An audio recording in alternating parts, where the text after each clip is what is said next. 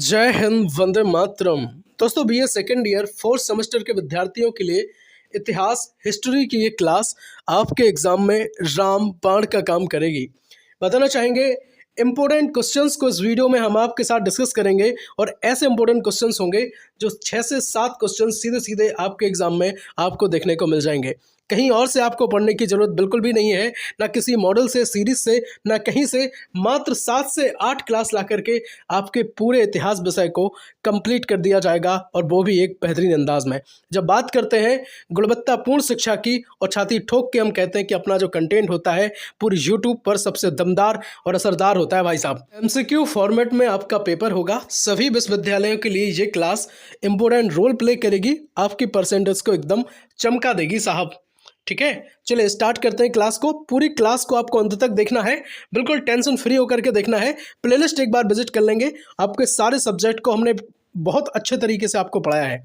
चलिए बात करेंगे पहले प्रश्न की। कुतुबनुमा का आविष्कारक था। कुतुबनुमा के आविष्कारक की अगर बात करें, क्या कोलंबस हो जाएगा, मार्को पोलो हो जाएंगे, रूसो साहब हो जाएंगे, या फिर गैलीलियो हो जाएंगे? चलिएगा, कुतुबनुमा के आविष्कारक की अगर बात करें तो मार्को पोलो साहब जो हैं कुतुबनुमा के आविष्कारक हो जाएंगे। मार्को पोलो और कुतुबनुमा से हम 4 से 5 फैक्ट जानेंगे, लेकिन उसके पहले हम आपको बताएं, कोलंबस जो है इनने एक नई दुनिया की खोज की थी। ठीक है, कोलंबस ने क्या किया था? एक नई दुनिया की खोज की थी। साथ ही में गैलीलियो की अगर बात करें तो इनने क्या किया, तो इनने दूरबीन की जो खोज की, दूरबीन के आविष्कारक के रूप में गैलीलियो साहब को जानते हैं। चलेंगे यहाँ पे। कुतुबनुमा से जो नाम मार्को पोलो का जुड़ा है, ये इटली से संबंध रखते हैं, इटली के हैं। और कुतुबनुमा है क्या? तो भाई साहब एक कंपास है, दिशा सूचक यंत्र है। इसका प्रयोग कहाँ करते हैं? तो भाई समुद्री नौकाओं में दिशा सूचक के रूप में इनका प्रयोग किया जाता है। पूरे हैंड रिटन नोट्स के साथ भाई साहब कोशिश करता हूँ कि एक एक बात जो है, एक एक चीज़ आपके माइंड में फिट कर दूँ। इसमें क्या होता है? तो भाई एक डायल होता है, एक सुई होती है। चुंबकीय सुई की अगर बात करें तो एक चुंबकीय सुई होती है जिसकी दिशा जो है हमेशा उत्तर की तरफ इसकी इसमें जो है वो दिशा दिखाई जाती है। हमेशा चुंबकीय सुई उत्तर दिशा की तरफ रहती है। इससे हमें पता चल जाता है कि जो डायरेक्शन है वो नॉर्थ कहाँ पर है। ठीक है, तो ये बड़ा हम कहें अगर कि बड़ी सहूलियत जो है वो देती थी उस समय। तो ये इसका जो आविष्कार है वो मार्को पोलो साहब ने किया था, याद रखेंगे।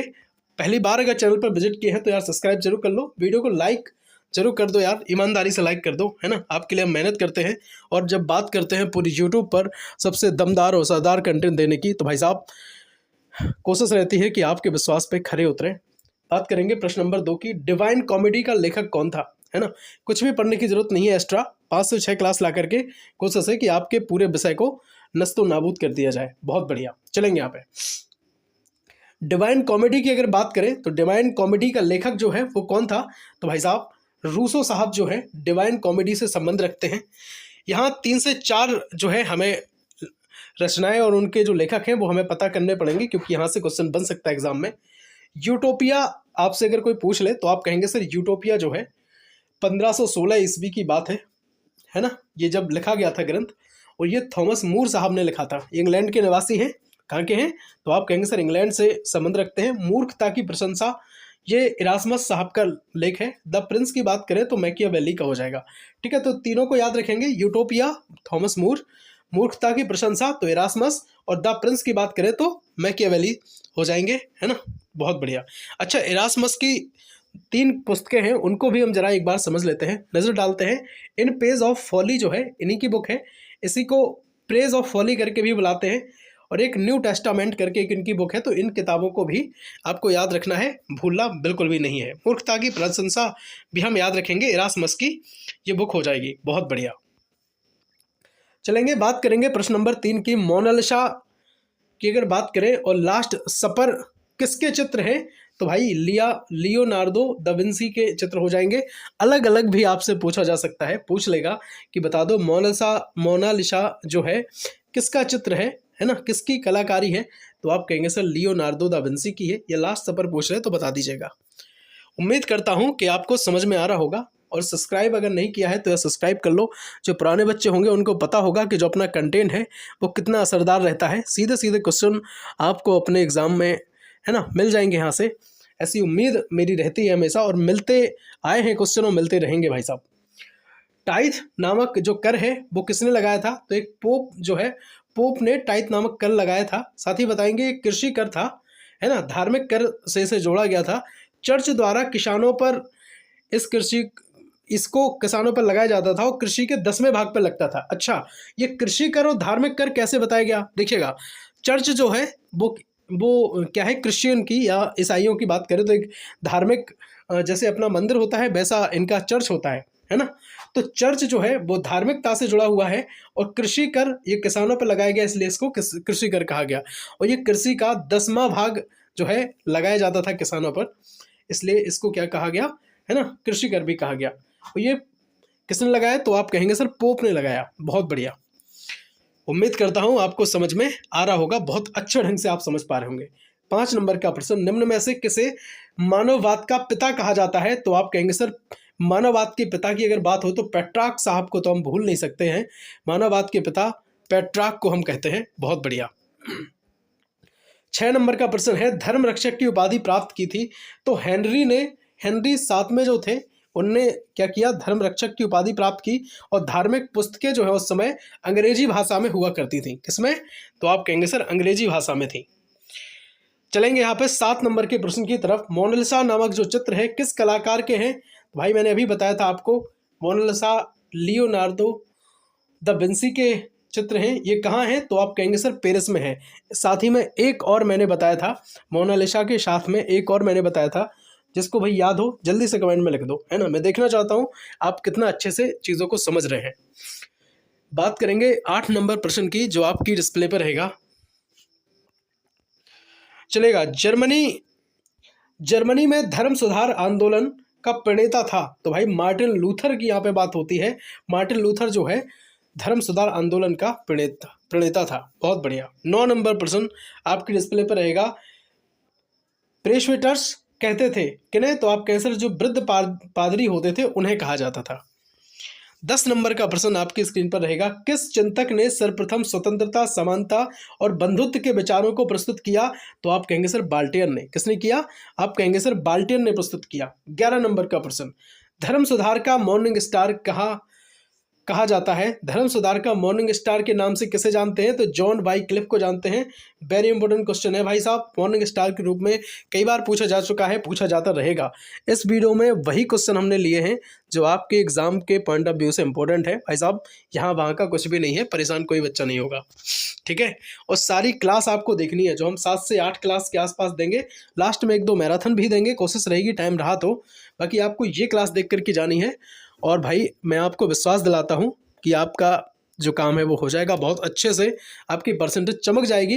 मैं उम्मीद करूंगा कि यहाँ से अपनी वीडियो से ही 65+ क्वेश्चन सीधे सीधे आपको देखने को मिल जाएं, ठीक है। केवल एक वीडियो की मैं बात नहीं कर रहा हूँ, आपको सारी क्लासेस देखनी पड़ेंगी, है ना। हो सकता है कोई बच्चा बाद में क्लासेस देख रहा हो, तब तक सारी वीडियो मैं अपलोड कर चुका हूँगा, है ना। तो प्लेलिस्ट आप एक बार विजिट करें, आपके सभी सब्जेक्ट की क्लासेस जो है हम आपको देते हैं। लिंक बाकी डिस्क्रिप्शन में हम शेयर कर देंगे, है ना। बाकी प्लेलिस्ट भी आप देखते रहें। यूरोपीय पुनर्जागरण का अग्रदूत किसे माना जाता है? तो आप कहेंगे सर पेट्रार्क साहब को यूरोपीय पुनर्जागरण का अग्रदूत माना जाता है। अच्छा, पुनर्जागरण का अर्थ क्या हुआ? फिर से जगना, है ना। फिर से जगना जो है पुनर्जागरण का अर्थ होता है। और पेट्रार्क की बात करें, सर्वप्रथम जो है वो कहाँ? तो आप कहेंगे सर ये पुनर्जागरण इटली में हुआ। कहाँ हुआ? तो आप कहें सर इटली में हुआ। कब हुआ? तो 1300 ईस्वी के आसपास जो है पुनर्जागरण हुआ। और अग्रदूत तो आप कहें सर पेट्रार्क साहब को मानते हैं। 13 नंबर का प्रश्न है, माइकल एंजेलो कौन था? तो आप कहेंगे सर मूर्तिकार, चित्रकार था। कौन था? मूर्तिकार, चित्रकार हो जाएगा। बात करेंगे 14 नंबर प्रश्न की, मार्को पोलो कौन था? अच्छा, अभी मैंने आपको बताया था अन्वेषक था, कुतुबनुमा का आविष्कारक था। पहले क्वेश्चन से मैंने जब स्टार्ट किया था क्लास, है ना, तो उसमें मैंने सबसे पहले यही बताया था आपको कि मार्को पोलो जो है कुतुबनुमा का आविष्कारक था, अन्वेषक था।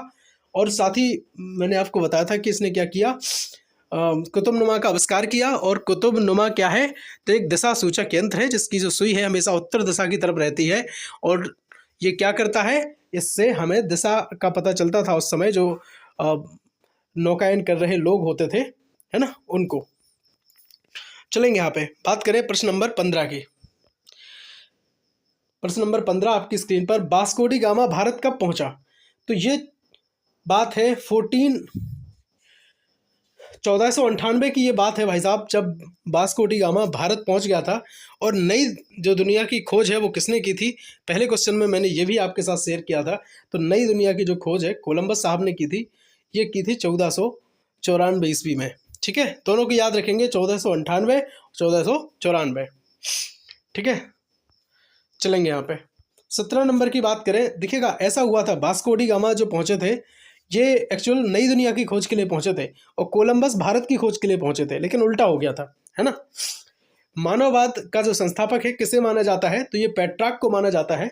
मानववाद का जो पिता है उसके तौर पे हम पेट्रार्क साहब को जानते हैं। मैंने अभी आपको एक क्वेश्चन में बताया था। धर्म सुधार आंदोलन जो है वो इंग्लैंड में हुए, और इंग्लैंड अगर हम बात करें तो जो पुस्तकें थी धर्म की वो अंग्रेजी में थी। ठीक है, किस में थी, किस भाषा में थी? तो आप कहें सर अंग्रेजी भाषा में थी। अपने इंस्टाग्राम परिवार से ज़रूर जुड़ जाएं, है ना। कोई भी बात अगर आपकी रहती है, हमसे शेयर आप करना चाहते हैं, तो डायरेक्टली आप डीएम करके हम तक बात पहुंचा सकते हैं। इंस्टाग्राम परिवार की लिंक डिस्क्रिप्शन बॉक्स में रहेगी, जरूर जुड़ जाएं। और साथ ही में टेलीग्राम चैनल को भी अपने ज्वाइन कर लें, है ना। कोई भी पोस्ट हमें आपके साथ शेयर करनी रहती है, नोट्स देने रहते हैं, तो वहीं से हम आपको प्रोवाइड कराते हैं। कौन विश्व का प्रथम नाविक था? तो ड्रैक को जो है हम प्रथम नाविक के रूप में जानते हैं। ये क्वेश्चन भी इंपॉर्टेंट है, आ सकता है, इसलिए मैंने यहाँ पे लिया है। हैंड रिटन नोट्स के साथ भाई साहब लिखता हूँ मैं चीज़ें, है ना। ऐसा नहीं है भाई कि भाई क्वेश्चन उठाया और बस रख दिया, पूरे फैक्ट के साथ आपके माइंड में फिट करने की भी कोशिश रहती है भाई। सर्वप्रथम विश्व का चक्कर लगाकर जीवित अपने देश लौटा था, ये कौन था? तो आपने कहा सर ये ड्रैक था। कौन था भाई? ड्रैक था। ये क्या था? विश्व का प्रथम नाविक था। ठीक है, और पूरे विश्व का सर्वप्रथम चक्कर लगाकर जीवित अपने देश लौट गया था। नाम ड्रैक, याद रखेंगे ड्रैक। 19 नंबर का प्रश्न है, धर्म सुधार आंदोलन की शुरुआत किस सदी में हुई? तो आप कहेंगे सर 16वीं सदी में हुई। जॉन बाइक्लिफ की अगर बात करें, धर्म सुधार आंदोलन का प्रातःकालीन तारा जो है, हम जॉन बाइक्लिफ को जानते हैं, मॉर्निंग स्टार के रूप में इनको जाना जाता है। 20 नंबर का प्रश्न आपकी डिस्प्ले पर है, छापे खाने का आविष्कार कब हुआ? तो 1450 ईस्वी में गुटेनबर्ग द्वारा छापे खाने का आविष्कार किया गया। 21 नंबर का प्रश्न है, सूक्ष्मदर्शी का आविष्कार कौन है? तो आप कहेंगे सर रोजन बैंकन साहब जो है सूक्ष्मदर्शी के आविष्कारक के रूप में जानते हैं। दूरबीन की मैंने बात की थी तो गैलीलियो साहब हो जाएंगे। साथ ही में कुतुबनुमा की मैं बात करूं तो मार्को पोलो साहब हो जाएंगे, याद रखेंगे, है ना। कमेंट में बताओ यार क्लास लगी कैसी है आपको। देखो एक और बात बताएं, जो आपका माइनर है फिजिकल एजुकेशन योगा की हम बात करें, फूड प्रोसेसिंग की बात अगर हम करें, तो आपके बहुत सारे सब्जेक्ट को हम बहुत अच्छे से पढ़ाते हैं। हिस्ट्री की पहले मैंने बहुत सारी क्लासेस आपको दी हैं, पिछली क्लासेस भी आपको देखना है तो आप ज़रूर देख लें। बहुत अच्छा कंटेंट हम आपको बहुत पहले से देते हुए आए हैं, जब से मैंने चैनल बनाया था। उम्मीद रहती है भाई कि गुणवत्तापूर्ण जो शिक्षा है हम आप तक पहुंचाएं। ठीक है, ऐसे ही कुछ भी कूड़ा हम आपको नहीं देंगे। वीडियो लेट आएगा लेकिन आएगा भाई दमदार। ठीक है, जिसमें 1 यूनिट तो हम पूरी लगभग ख़त्म करके चलेंगे। 8 वीडियो की जो मैं बात कर रहा हूँ ना, 8 यूनिट को ख़त्म करूँगा। हर एक वीडियो में 1 यूनिट कंप्लीट रहेगी। ठीक है, बहुत बढ़िया। शेयर जरूर कर दीजिए क्लास को, है ना, अपने दोस्तों तक पहुँचा दो। और इस वीडियो का हम टारगेट रखते हैं भाई कि कम से कम 200-300 लाइक तो यार हो ही जाए, है ना। 200-300 लाइक कम से कम करवा दो, हमें भी बहुत खुशी होगी, हमें भी बहुत अच्छा लगेगा। ज़्यादा हम टारगेट बड़ा रखते नहीं हैं। बात करेंगे BA second year 4th semester के विद्यार्थियों के लिए राजनीति विज्ञान पॉलिटिकल साइंस को भी बहुत अच्छे तरीके से हमने आपको पढ़ाया है ना। बहुत सारी क्लासेस को हम पढ़ाते हैं, बहुत अच्छे तरीके से आपके माइंड में फिट करने की हम कोशिश करते हैं। चाहे हिंदी साहित्य हो या होम साइंस की बात करें या आपके माइनर सब्जेक्ट की हम बात करें, तो एक बार प्लेलिस्ट आपको विजिट जरूर करनी है। इंस्टाग्राम परिवार से जुड़ना बिल्कुल नहीं भूलना है ना। टेलीग्राम परिवार से भी जुड़ जाएं। बाकी बताइएगा क्लास लगी कैसी है। सब्सक्राइब अगर नहीं किया है तो कर लो यार, टेंशन फ्री हो जाओ अपने BA BSc से, है ना। बिल्कुल टेंशन फ्री हो जाओ, आपकी सारी टेंशन हमारे ऊपर है। फिर मिलते हैं अगले वीडियो में, तब तक के लिए जय हिंद, वंदे मातरम, भारत माता की जय, हर हर महादेव।